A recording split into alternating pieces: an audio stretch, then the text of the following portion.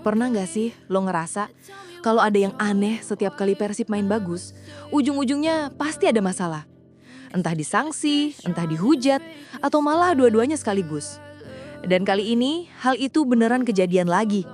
Persib Bandung kena sanksi dari Komdis PSSI, sementara Mark Klok dan Beckham Putra abis digempur netizen gara-gara laga timnas lawan Arab Saudi. Tapi tunggu dulu, bukan cuma soal performa, ada hal yang jauh lebih menarik di balik semua ini. Sebelum kita bahas lebih dalam, jangan lupa klik tombol like dan subscribe biar lo nggak ketinggalan kabar paling panas dari dunia sepak bola Indonesia. Sekarang kita mulai dari yang paling panas dulu. Laga Indonesia kontra Arab Saudi di Jeddah, Kamis dini hari. Skor akhir 2-3 untuk kemenangan Arab Saudi. Padahal skuad Garuda sempat unggul duluan lewat penalti Kevin Dix. Sayangnya, setelah itu semuanya berubah cepat. Wahab Saleh dan Feras Albrikan bikin 2 gol balasan. Yang bikin sakit hati, satu diantaranya datang dari titik penalti.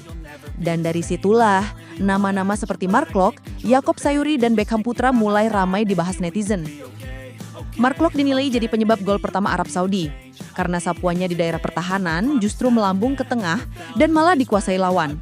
Lalu Saleh datang, lepaskan tembakan keras dari luar kotak penalti, gol. Sementara Yaakob disebut bikin blunder untuk gol kedua. Dia menarik pemain Arab Saudi di depan gawang dan meski tarikannya nggak keras, wasit langsung kasih penalti. Albrikan jadi eksekutor dan hasilnya gol lagi. Beckham Putra juga nggak luput dari sorotan. Main sebagai sayap tapi nggak gah menembus pertahanan lawan. Catatannya pun kurang oke. 3 kali dilewati pemain Arab Saudi dan cuma menang 3 dari 8 duel. Dari data SofaScore, 3 pemain dengan rating terendah timnas Indonesia adalah Yaakob Sayuri 5,0, Mark Klok 6,0, dan Beckham Putra 6,1. Angka yang bikin banyak fans geram. Tapi tunggu dulu, ini belum yang paling gila. Karena ternyata Mark Klok masih punya statistik yang bikin kaget. Dalam 90 menit penuh, Klok kehilangan bola sampai 10 kali. Dan dari 5 kali duel, cuma menang 2 kali. Lini tengah Indonesia pun jadi gampang ditembus. Yaakob lebih parah lagi. Dia kehilangan bola sampai 21 kali dan akurasi umpannya cuma 53%. Sementara Beckham benar-benar kesulitan mengalirkan serangan. Gak heran kalau Patrick Kluivert akhirnya mengganti Beckham di awal babak kedua dan Yaakob di menit ke-85. Tapi putusan itu pun menuai tanda tanya. Kenapa pelatih berani ganti pemain di posisi penting di momen genting? Apakah karena tekanan dari luar atau memang murni strategi? Netizen pun terbelah. Ada yang bilang Klok pantas dikritik karena tampil di bawah performa.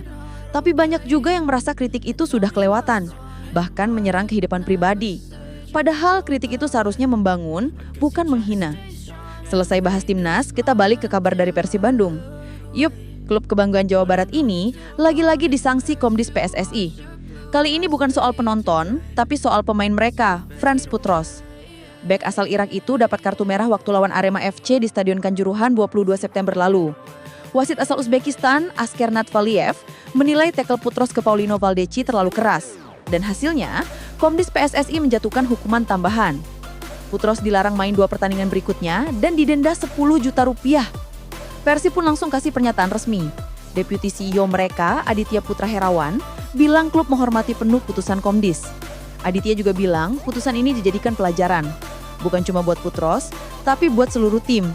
Katanya, setiap keputusan federasi harus dihormati. Ini momen untuk evaluasi. Kalimat yang terdengar diplomatis, tapi di dalamnya ada makna mendalam.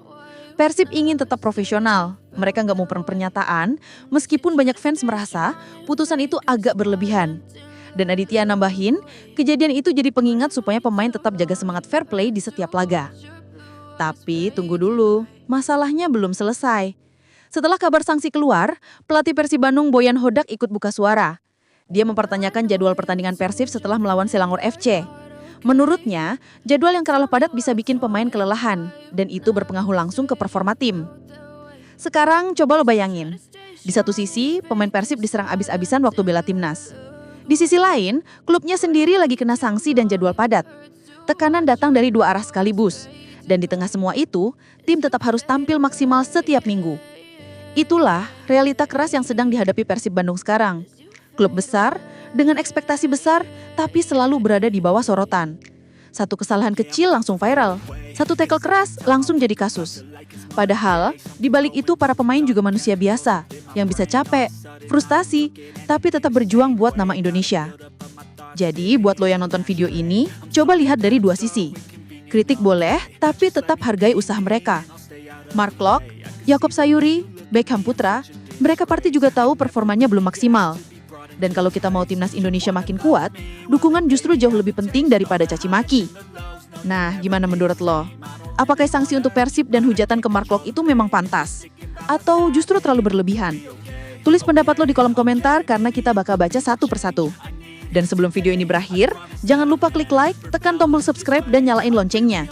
Biar lo nggak ketinggalan update panas lain dari dunia sepak bola Indonesia.